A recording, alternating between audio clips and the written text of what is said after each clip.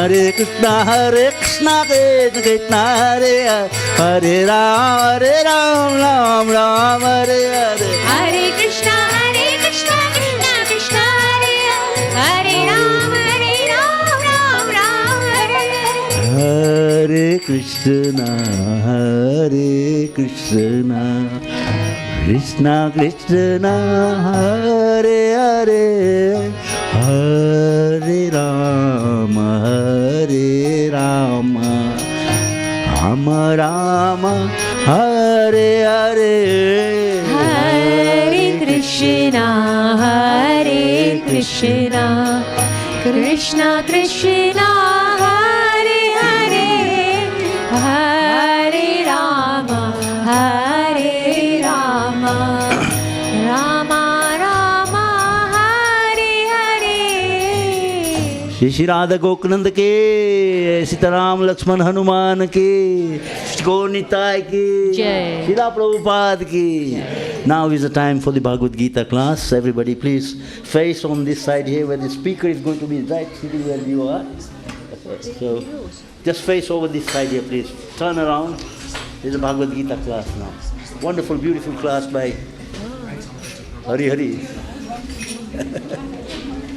Come on, come on.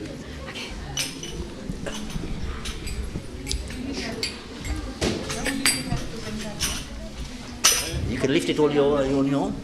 Lift it on your own.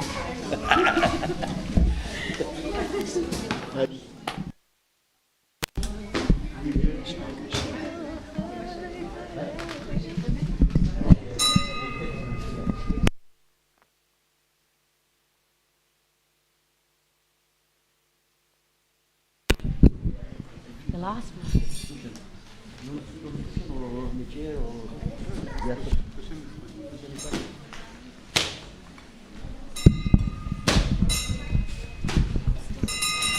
Read this.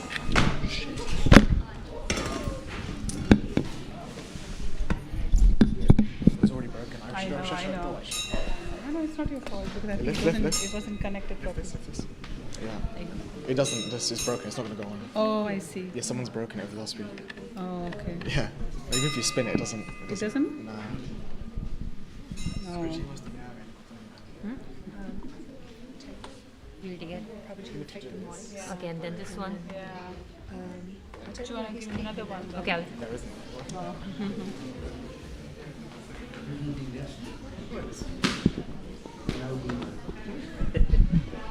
Gita, so if you can face it.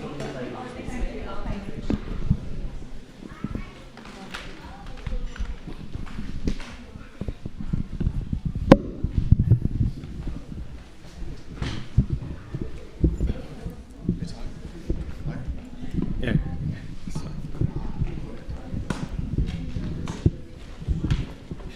Is it tight?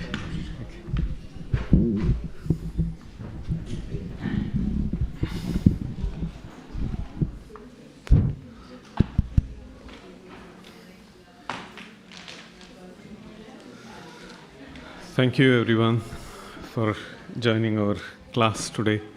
We are going to discuss 32nd verse from the second chapter of Bhagavad Gita. So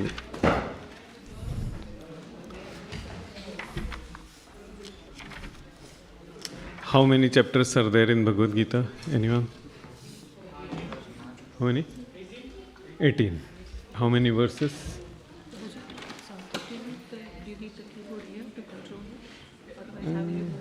Just 232 you can. That's okay. So how many verses are there in Bhagavad Gita?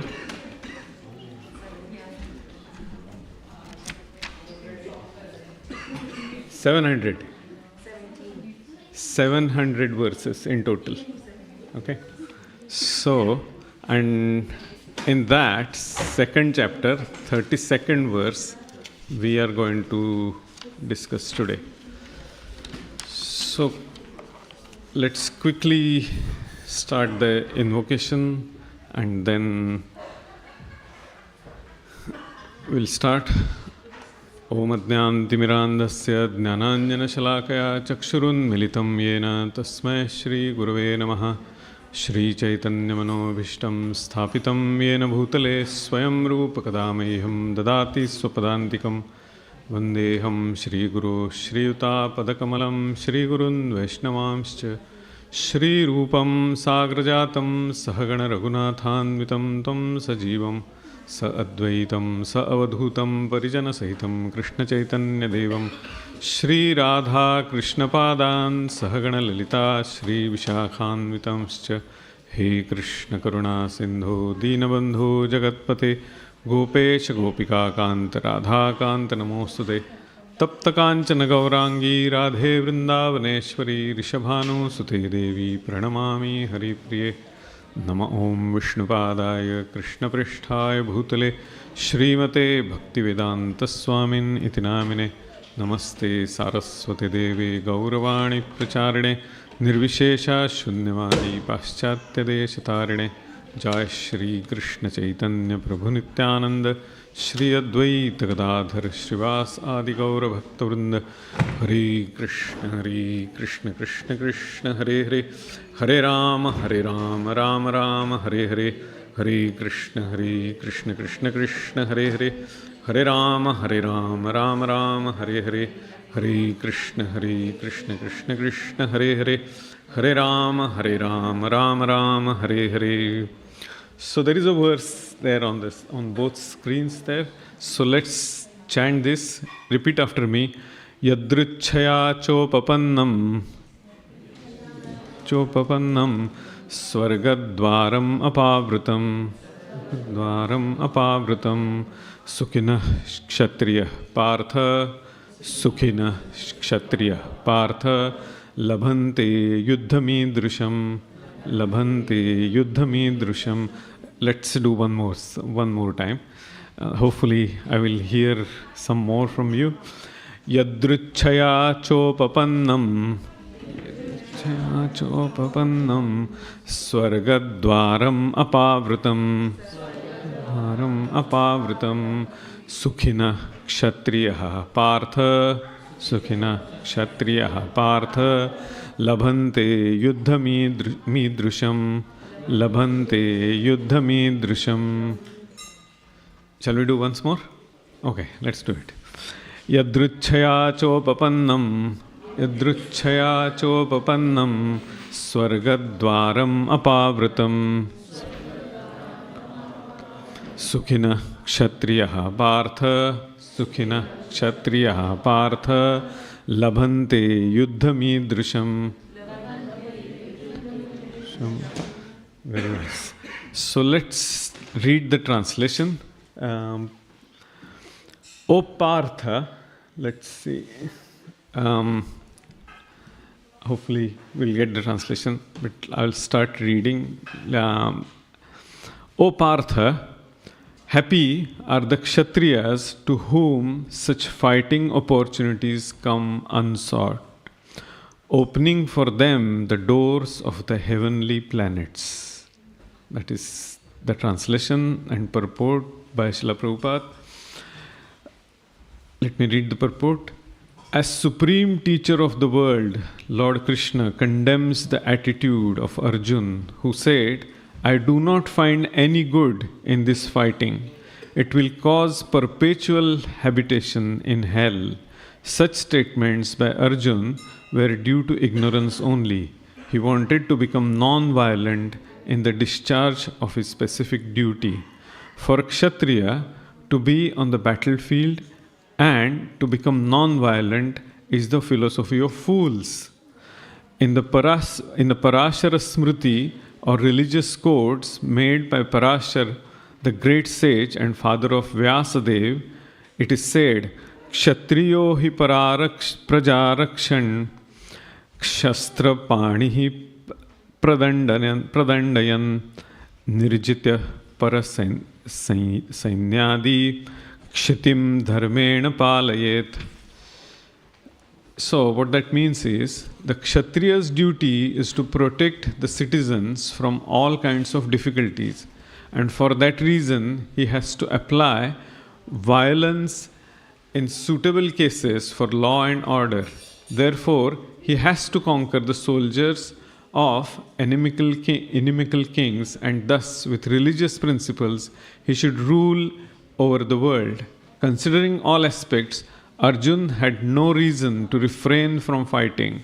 If he should conquer his enemies, he would enjoy the kingdom, and if he should die in the battle, he would be elevated to the heavenly planets, whose doors were wide open to him. Fighting would be for his benefit in either case. So what this verse is telling us is basically about the governance, which is the interesting subject in today's world, is politics. How the governance is in this world. And let's discuss that quickly. So, what does first chapter tell us of Bhagavad Gita? So let's do some recap. First chapter, where Arjun is overwhelmed by the compassion for relatives, and he's forcing no enjoyment in victory, and he's fearful of sinful reactions. Correct? That's the first chapter. Observing the armies on the battlefield of Kurukshetra. So he's saying to Krishna that I don't want to fight because it is sinful. My relatives will die and I won't be able to enjoy. That is a very, very simple situation for all of us when we feel that unsafe. We feel unsafe. If we lose the relationship, if we lose our belongings, if we lose something what we have, if we go out of our comfort zone. That is a very standard situation. And that's what Arjun is telling, that I will not be able to enjoy.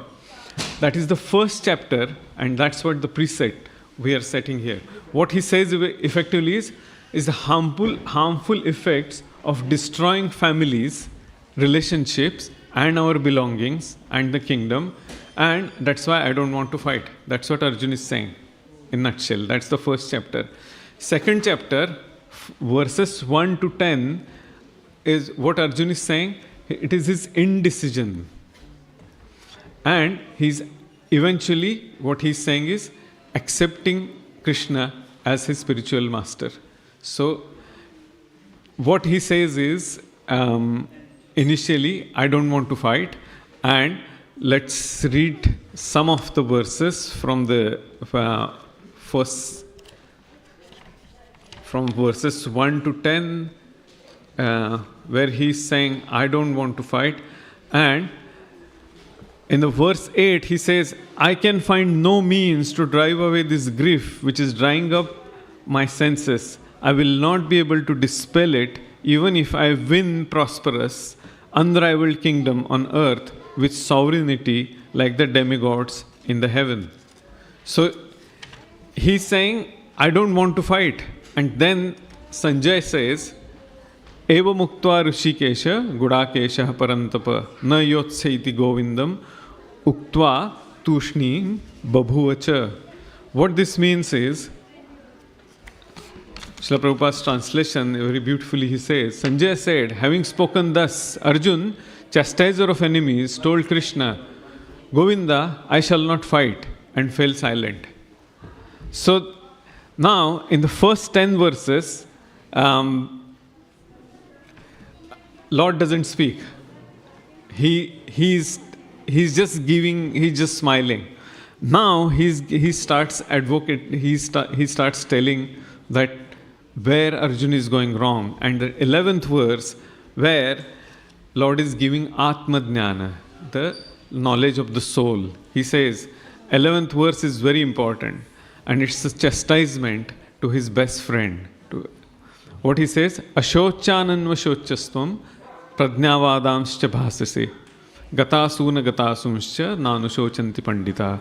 What Krishna is saying is, the Supreme Personality of Godhead said, while speaking learned words, you are mourning for what is not worthy of grief.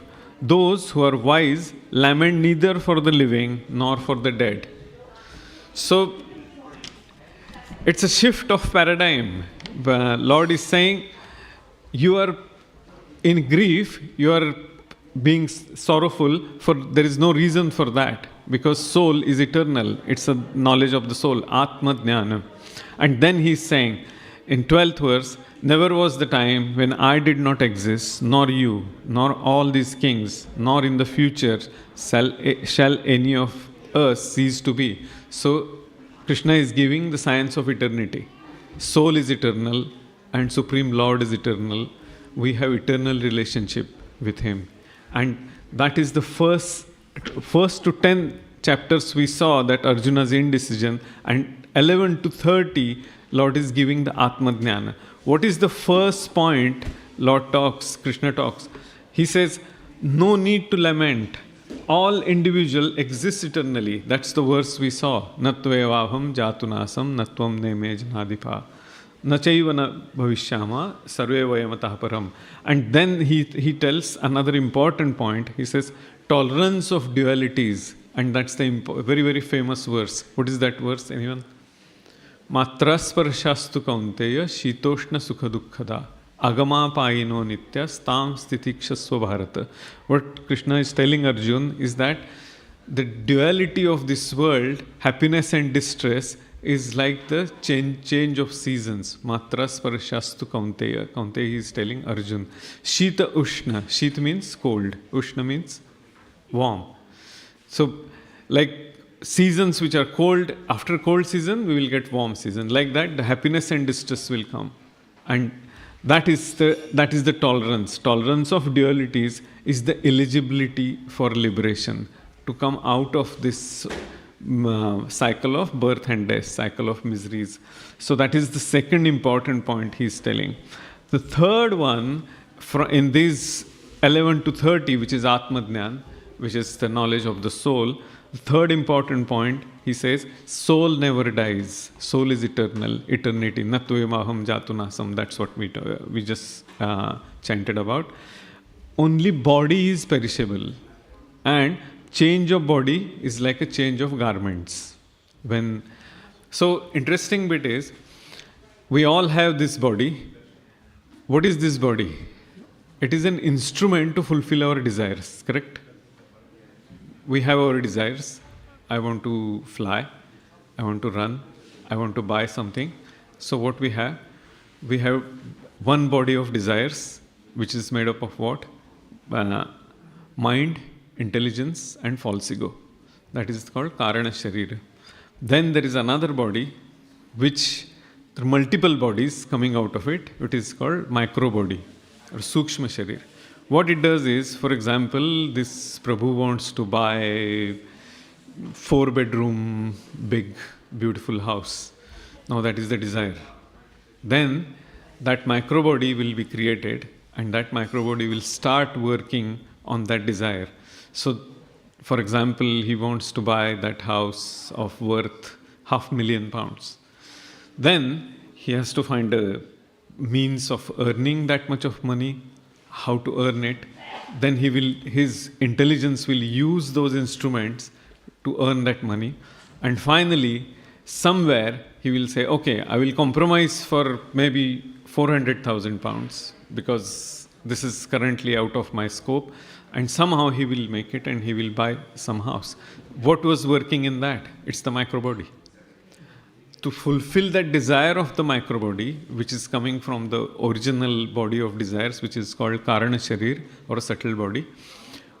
Where is the acting? This is the instrument. This is our gross body, which is made up of 5 elements: earth, water, fire, air, ether. Now, then, what happens is, once this body is not very useful, but still I have desires, I want to do this, that, many other things, then the soul will discard this body and go for another body. That is the cycle of birth and death, because there is a desire of sense gratification. We want to do something, and that's why this science of soul is desiring, then the subtle body is preparing that desire. That desire is working through the micro body, and then through our gross body, we using this instrument, we are fulfilling our desires. And that continues for whatever span of life that soul has got, that body has got. Once that is done, but still you have plenty of desires, lot of baggage. We carry that baggage, the soul carries that baggage to the next body, and it continues. So, soul never dies, only body is perishable, and change of body is like change of garments. And when our garments get worn out, we buy a new one. And the same way, the body gets discarded because it's old, not useful, can't fulfill your desires, and that's why there is a change of body. So, quality of eternal soul, Lord has given from verse number 23, which is here, Nainam chinnanti shastrani, nainam dahati pavakaha, na chainam kledayantyapo, na shoshayati marutaha. So what that translation is, the soul can never be cut to pieces by any weapon, not burned by fire, nor moistened by water, not withered by the wind. And then later on, the qualities of the soul, Ashcharyavat, it is something wonderful. 1/10,000th tip of the hair, that is the size of the soul. There is no way any material instrument can find how that soul looks like. It's a lot smaller than subatomic particles like quasars and pulsars and all that. So that is the nature of the soul, and still that soul, which is not part of this material world, has a lot of desires to fulfill from the material world. That is kind of oxymoron, isn't it? Because if soul is not part of the material world, but still we have material desires, that is contradiction, and that is the source of misery. So what is the source of happiness then? Who is happy? Who is eternally happy? Krishna, the Lord. If we are connected to that eternal source of happiness, then soul will be happy. If we are not, then soul will be miserable. It is like light and darkness. If sun is there, automatically there will be light. When sun is not there, there will be darkness. And when we are connected to the Lord, which is the eternal source of happiness, soul will be happy. How to get connected? And that's what Bhagavad Gita is telling us. Basically, what this Bhagavad Gita is, let's get to the little bit of basics here. When you buy some instrument, for example, this phone, how to operate it, what we get with that? The manual, right? So, if we press this button, then what will happen? If you do this, then what will happen? If you scroll, then what will you see? Everything is written in the manual. This world is created by the Lord. He says it in the 10th chapter, Aham sarvasya prabho matas sarva pravardate. Everything emanates from me. He says that in the 10th chapter. So if creator of the Lord has created this equipment, that means he has given the manual as well, correct? What is that manual? That's this. It starts with this. If someone wants the details of the manual, then there is Srimad Bhagavatam and some other scriptures. But to begin with, this is the original manual of this world. And that's the reason we all should study, read Bhagavad Gita and understand how this world functions. And that is the reason we quickly went to the first chapter and then some of the initial verses of the second chapters from first verse to 30th verse. Now, first 10 verses, what we saw, Arjuna's indecision, he doesn't want to fight, and then he's surrendering to the Lord that now accept me as your disciple. 11 to 30, we saw Atmadhyan, science of the soul, and then we are quickly going to 31st verse, which is Lord talks about Swadharma, which is our duty in this material world. Now, there are different types of Shastra in this material world. And we all know that quite well. You all know this Shastra, the basics quite well. First one is what? First one is Code of Conduct, which is, Artha Shastra, or Economic Code of Conduct. How to earn money, how to make living, correct? That is, in a right particular manner. As per your psychophysical nature, you will get involved in certain types of education, you will know how to earn the money and so on. So that is the first. Second code of conduct is moral code of conduct, Niti Shastra, second. Third one is religious code of conduct, Dharma Shastra.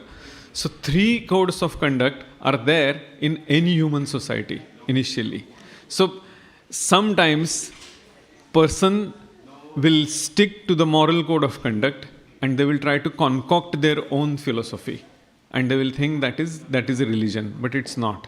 Dharma Shastra has to come from the creator of who has created this body, who has created this machine.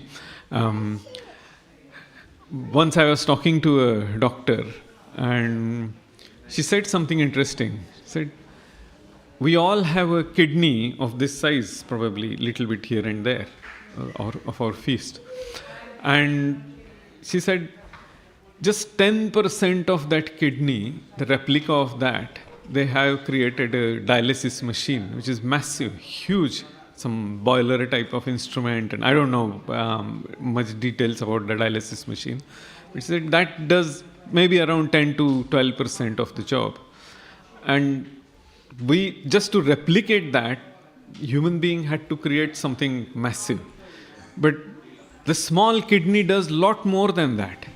So isn't it what Lord has created, every organ in our body, how it grows and how it functions and everything, isn't that a perfect piece of engineering? For example, if we want to replicate this hand, how many sensors the human being has to work on? How many ideas and how many people will be working on it? And still, it will not be a perfectly functional hand. So that means, whatever is created, if we appreciate it properly, it's brilliant, it's amazing, it's a masterpiece of engineering. We should understand that. So now, in the 31st verse, coming back to the point here, that 31st verse, Swadharmam api chaveksha na vikampitum dharmyadhi yuddhat shreyonyat kshatriyasya na vidyate. Translation is, considering your specific duty as a kshatriya, you should know that there is no better engagement for you than fighting on religious principles, and so there is no need for hesitation. So that means Bhagavad Gita is not a book of non-violence. If it is necessary, if other person in front of you is questioning your existence, then you have to fight.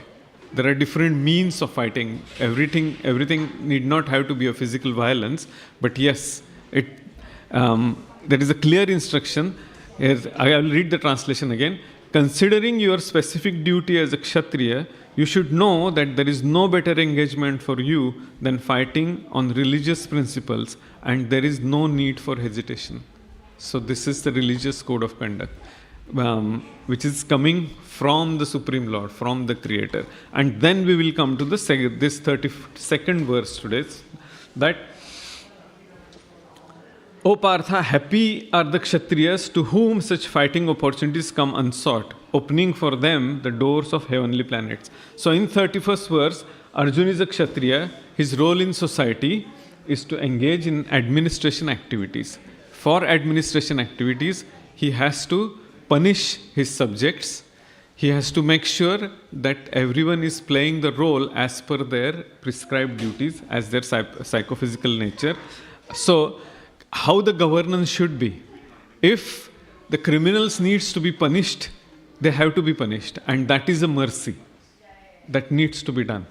So that idea of checking different possibilities and saying and compassion, that's a false compassion.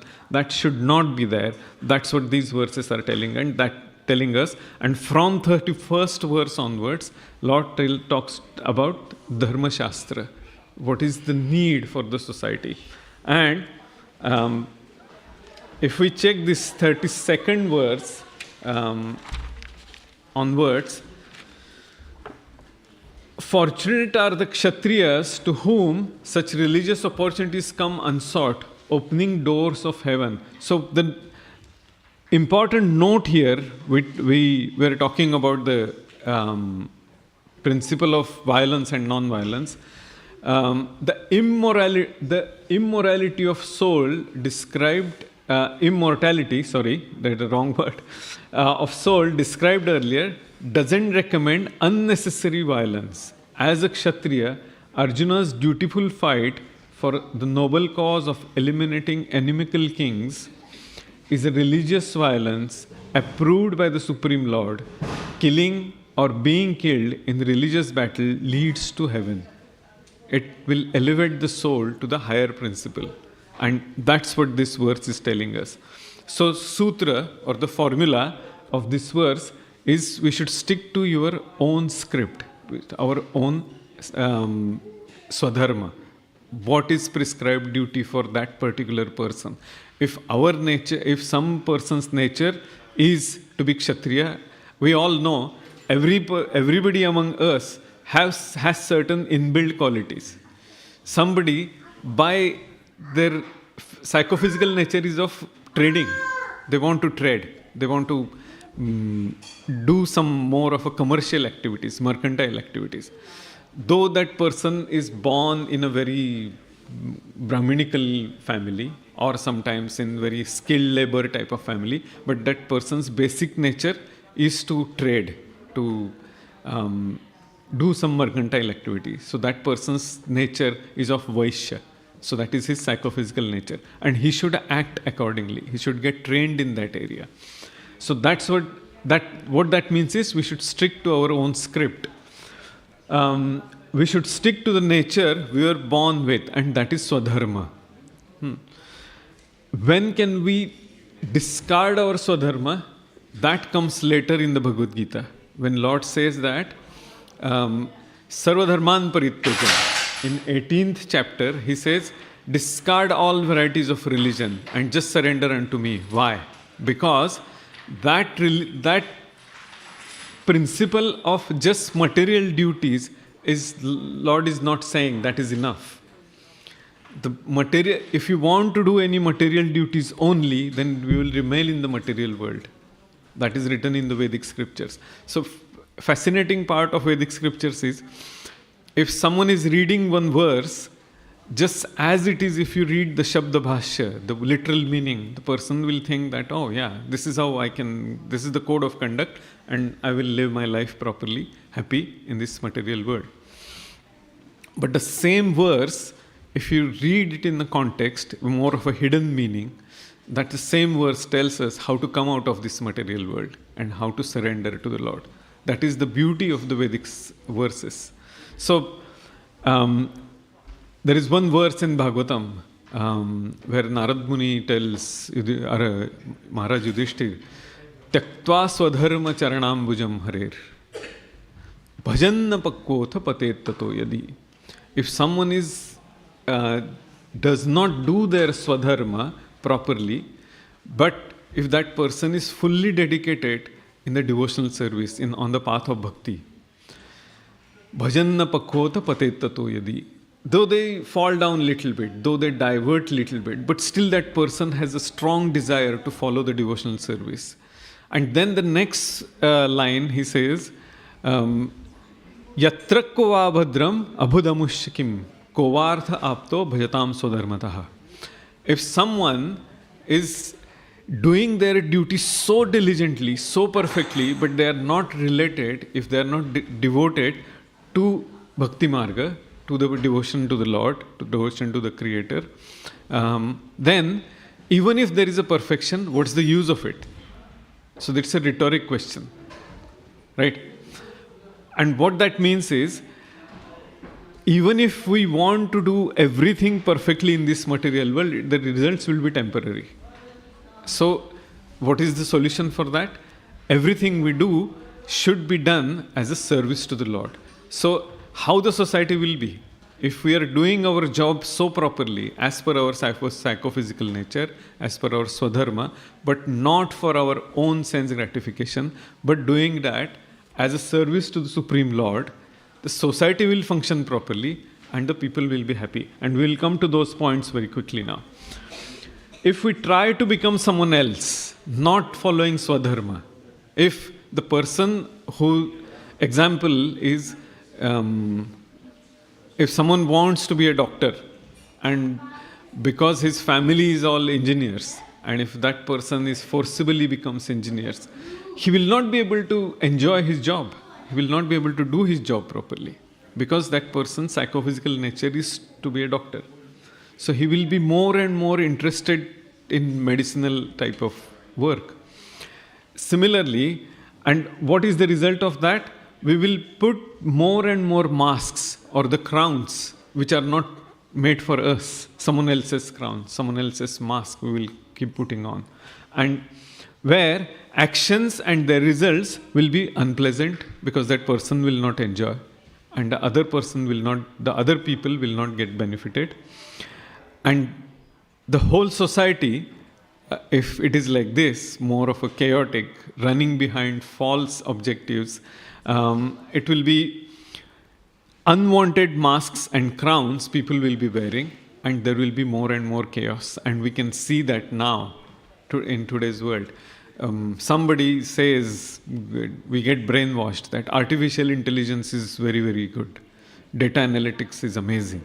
And a person who does not have that type of inclination, they get into that type of courses, they learn it, but that it is not that person's original nature.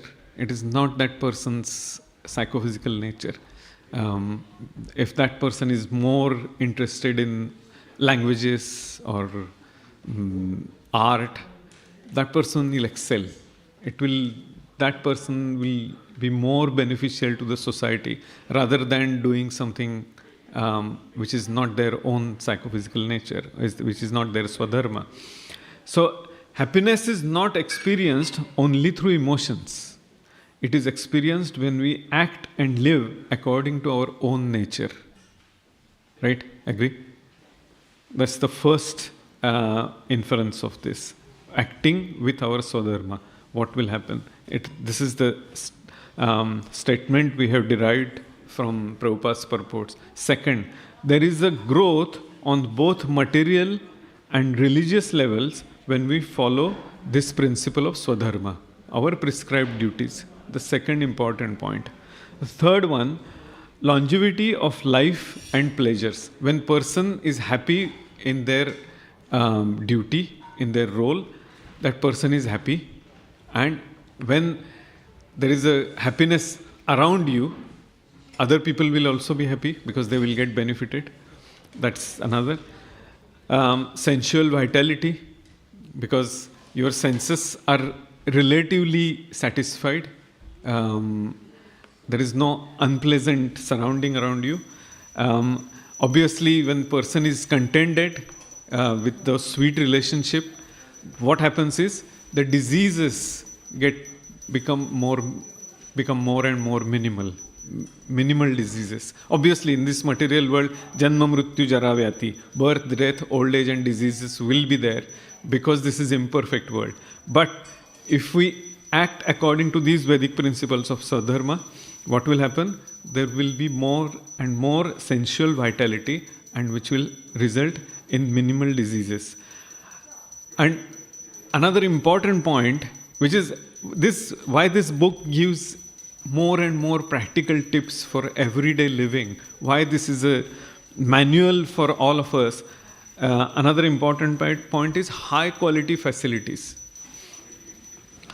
Everything around us, we look for facilities. The existence of human being is to use the facilities in this material world more than any other animal. And what we look for is the quality of the facilities, correct? If the people are happy, if people are situated in their own dharma, then the result will be high quality facilities and natural establishment of higher powers. Because we will be following our own dharma. There are three types of miseries. What are the three types of miseries? First type of misery is given by our own body, adhyatmik. Second type of misery is given by others, adhibhautik. And third type of misery is, it comes from the other powers like natural calamities, that is adhidaivik. So if the person is acting as per their own dharma, as per their prescribed duties, which is given in this verse we are discussing today, yadruchaya chopapannam, the higher powers will be satisfied because they know that their requirements, the fulfillment will be done properly, and that there will be a natural establishment of the higher powers. Isn't that this today's verse and what we talked so far, isn't that a very practical idea to bring happiness to the material world than following something unnatural, which is not part of our psychophysical nature, which is not part of our swadharma, which is not part of our prescribed duties? Any thoughts, any reflections anyone has? Yes? Not everyone gets to know about Bhagavad Gita. We are lucky. Good point, very good point. So that's the reason all of us should diligently study Bhagavad Gita, and as we study, rather than studying alone, we should study in a group, together. So, as we churn more and more, because it is the word of the Lord, we get to know each other's thinking, because your understanding can be little bit different as per your nature. Yours will be different, this Prabhuji's will be different. And when we all discuss together, it brings more and more nectar. It churns more and more nectar. It becomes sweeter. Second important point is, because we are not discussing for our selfish desires, we are discussing for the higher principle, it develops a sweet relationship. Very important point. And third thing is, as we talked about those earlier points here, the simplicity of life brings more happiness in the material world. As life gets more complicated, when you have, for example, very complicated car, initially it may give little bit of pleasure, but the maintenance, its costs and everything, if you don't work hard, it's difficult to maintain. So, person thinks that that driving car is a pleasure for some time, but to maintain that car, maintain that higher, very posh house, you have to work hard, 12 hours, 13 hours. Is that a pleasure? No, it's not. But it's an illusion that I'm enjoying, which is not. So simplicity brings more and more pleasure. And simple, natural products, sweet relationships, which will make person happy. And that's what Lord is telling us for the Swadharma in this manual of this material nature. Now, any other reflections? Because I've been talking for quite some time now. I would like to hear from you all. So, are there any questions or any comments or any ideas before we talk a little bit more?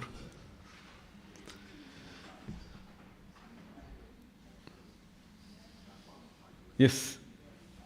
You mentioned when you started the verse, Hmm? there was one, because I've read the Bhagavad Gita as it is. Yeah. And I remember this particular line, and I'm quite fortunate to have it revised by you today because I read it some time ago. But that line has stuck, that line of Prabhupada explaining the verse in his own language has stuck in my mind. I think the translation in English, that those who are wise neither lament for the living Okay, yeah. nor for the dead. Not for the And I dead. started understanding that the meaning is basically you don't lament. Is it for the living or for the dead? Yeah. So I took the meaning, like I was trying to put it myself in my life. That means you should never lament. So if you are lamenting for the living, sometimes we say, oh, forget the dead, you should care for the living, or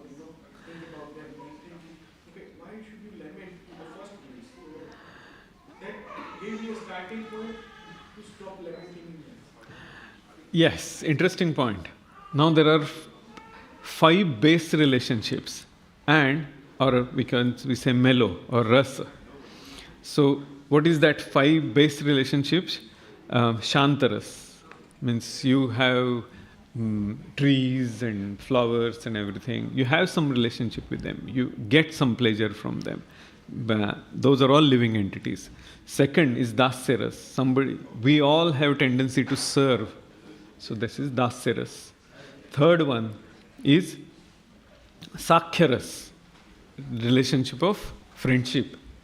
Fourth one is vatsalyaras, child and parent relationship. And fifth one is madhuryaras, the conjugal loving relationship.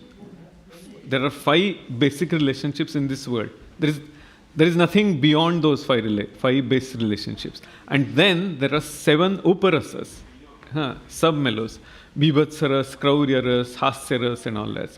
Laughter and anger and all that. Those are all the emotions. Those are 7 emotions. So 7 into 5, that's how the relationships are based in this material world. Okay? And in the spiritual world as well. But it is on a different dimensions. In the 15th chapter of Bhagavad Gita, Lord explains that how that spiritual world is. The name of the 15th chapter, Purushottam Yoga. So it is little bit out of today's scope of discussions, but maybe sometime later we can come to that. But thank you for the important point that yes, we should not be lamenting. As long as the lamentation is for the spiritual cause, that lamentation is valid. It is good, because we lost the opportunity to serve. We lost the opportunity to elevate ourselves, to advance spiritually. That lamentation is not bad. But because I lost the opportunity for my sense gratification, and that is why I am sad, that is a false lamentation. That is very temporary lamentation. Because next time you will get some other opportunity for sense gratification and you will feel happy. Oh, that's fine. I lost that other opportunity. That's good. No problem. So those are 2 different types of lamentations. That makes sense? Yeah. Okay. Thank you. Any other point? Any other discussions? My introduction? Or even Bhagavad Gita? My name is Prayagraj Das, and I'm just aspiring to be a devotee one day. So Prabhupada, our Acharya Srila Prabhupada, he spoke about this 32nd verse as well. And what he said about this particular verse is, this verse is telling us about the governance, importance of governance in this material world. We just have 10 minutes, so I will quickly go through what he has said. Kshatriya's duty is to see that the society is acting as per the prescribed duties and righteous principles. Then he says, those who do not follow Swadharma, they're same as animals. They're no better than animals. So how important it is to follow the Swadharma, that's what our Acharya is saying. So it is a duty of the government, the king or the government, that Swadharma is followed by every single person properly, diligently. And that's how the society will be situated in a right order. So Kshatriya, whose name is Kshat, means harm, Trayate is to protect, Kshatrayate iti is Kshatriya. The person who protects from the harms in the society is Kshatriya. So, for example, Kshatriya's job is to make sure that criminals are punished properly, severely. Because that's how the criminal activities will be curbed and person will feel safe. Simple thing, when a child feels safe, you see their happiness. You see their activities in such a way that it gives a lot of pleasure. So safety is so important. And that is one of the important jobs of administrator, of Kshatriya. Kshatrayate iti. Very important. And Prabhupada has very emphasized it wonderfully. What are the 4 things we should be following in this material world? First is Satya, truthfulness. We should, as much as possible, unless it is the question of our existence, the person should not lie. We should stick to the truthfulness. That will bring happiness to individually and to society. Second is Shaucha, which is cleanliness, which is internal cleanliness by following the disciplinary path of bhakti, path of devotional service. That is Shaucha. External cleanliness, we all know, taking bath and having, we don't have to discuss too much about it. We all know that. Satya Shaucha, Tapa, austerities. If we don't perform austerities, we will be compelled to go through sufferings anyway. So why not follow the austerities voluntarily? For example, living simple life, disciplined life. That is an austerity. And we all know what austerities we are supposed to follow. That is the third one. And fourth one is a principle of daya, kshama, or mercy, forgiving nature. That brings down the anger. And that's why Srila Prabhupada, when he started this society, he came up with the 4 regulative principles. First is no meat eating, because that removes the element of mercy. The person who is a meat eater, that person has, that removes the element of mercy from their heart. So no meat eating. And meat is in a mode of ignorance. So we should, that's why Prabhupada said we should avoid. And meat eating, what it does, it brings the idea of slaughterhouses and filth and everything. We all know what it is. Second, no gambling, because gambling is a mental concoction. We come up with unnecessary, perverted ideas when the person gets into an idea of gambling. Second. Third one, what are the 4 regulative principles? No meat eating, no gambling. Third is no intoxication. Very important. Because when someone drinking any liquid is very essential part of our requirement. And when person drinks any liquid, it immediately affects the mind. And when there is a disturbed mind, that mind can do chaos, create a lot of problems. So that is why no intoxication. And the fourth one is related to the cleanliness. No illicit relationships. Very important. So when the person curbs their lust, which is there in the 3rd chapter of Bhagavad Gita, it is the cause of lot of problems in this world. Almost all the problems. So Prabhupada started with those 4 regulative principles: no meat eating, no gambling, no intoxication, no illicit relationships. And that is related to this Satya, Shaucha, Tapa and Kshama. Those important principles from the Vedic literature. And a discipline should be according to the Swadharma, according to what person's psychophysical nature is. So, then it comes to that details of the 4 regulative principles, where it is, how it fits in the Vedic literature and all that. And that's where the importance of Shuchi comes, the cleanliness, and naturally it comes to the truthfulness. Another essential principle we earlier touched upon is the tolerance. Or tolerance tells us that how the material miseries and happiness is temporary, and how we should seek for that eternal happiness, which is connecting ourselves to the Supreme Personality of Godhead, because that is the source of eternal happiness. What is that? Following our nature of service, because we all are servants. Jivera Swarup Hoy Krishna Nitya Das. Shri Chaitanya Mahaprabhu has given that to all of us. So this is what all the details are about this particular verse. There is a lot more to discuss if we can elaborate on the base principles of Satya, Shaucha, Tapa and Kshama. and there are various principles related to it.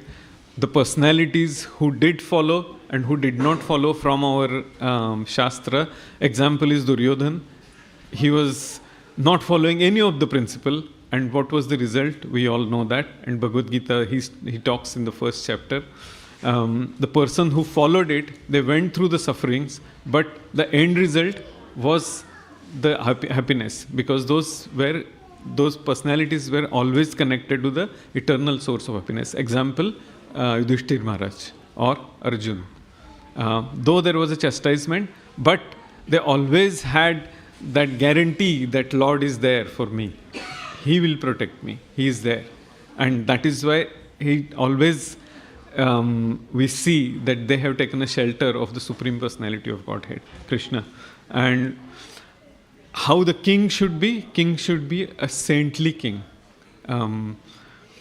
King goes through the Gurukul, the austerities, they have that all the opulence for some time, but that king knows that it is all temporary. One day I have to give up everything, wear rags, and go to the forest and go back to Godhead. Connect myself for that to the eternal source of happiness. So we'll stop here. Are there any final questions or comments? Okay. Thank you very much. Srila Prabhupada ki jai. Hare Krishna. We have Aarti at 7 o'clock, so we'll prepare for that. Thank you very much.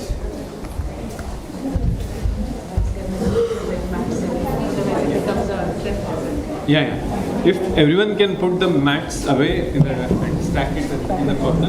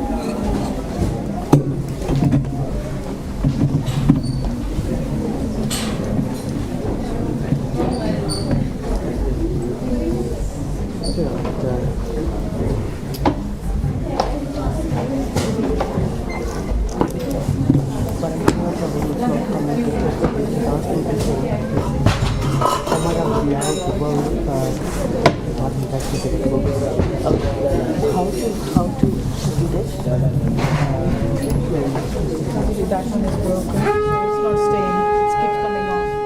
It's broken. So I think we might have to hold the treatment we were trying to do it and they said it's broken.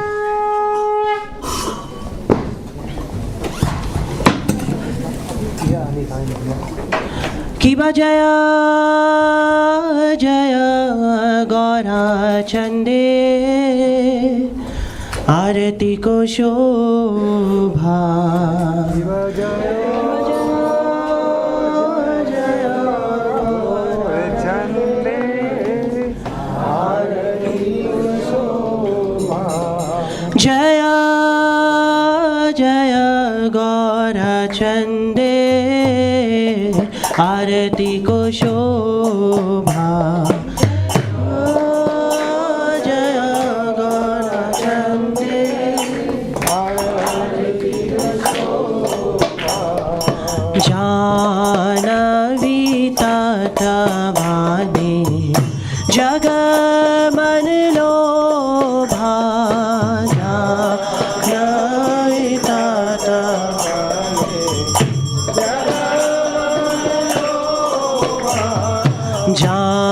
Janvi तटवाने जग मन लोभा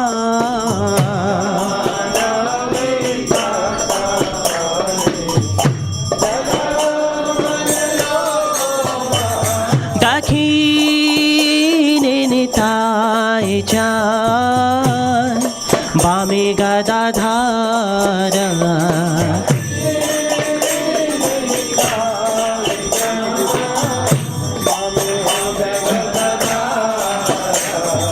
निकटे अद्वैताश्रीनि वास छत्रधार